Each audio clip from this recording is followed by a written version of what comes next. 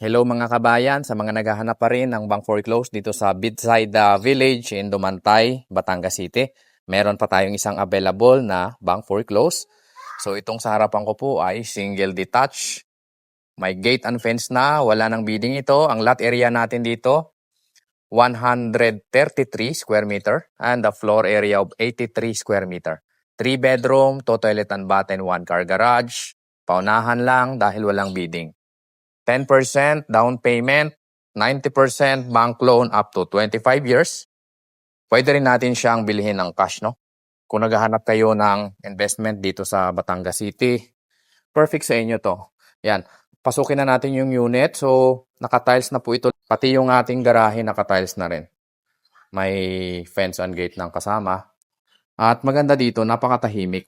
Mga kababayan kong taga Batangas na naghahanap dito, mga OFW nating kababayan dyan, na wala kayong time magpagawa ng bahay, subukan yung bumili ng bank foreclose, mura na.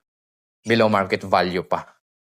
So ikutin natin yung paligid. Dito po ay lupa lang, walang semento. Yan. Maayos pa naman yung bahay na to.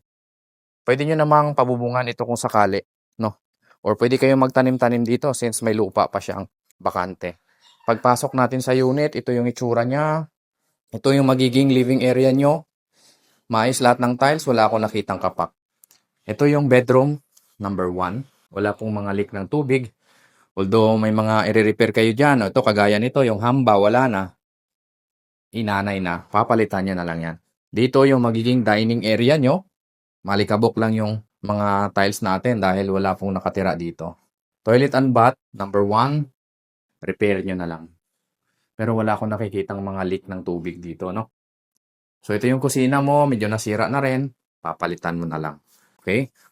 May pintuan dito, papunta sa labas. So, kung gusto nyo po siyang pabubungan, pwedeng-pwede naman. Punta naman tayo dito sa bedroom number 2.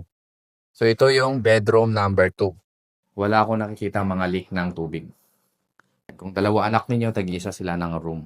Ito yung pinaka-master's bedroom. May sarili siyang CR. Hindi ganun kalaki yung masters, pero pwede na rin.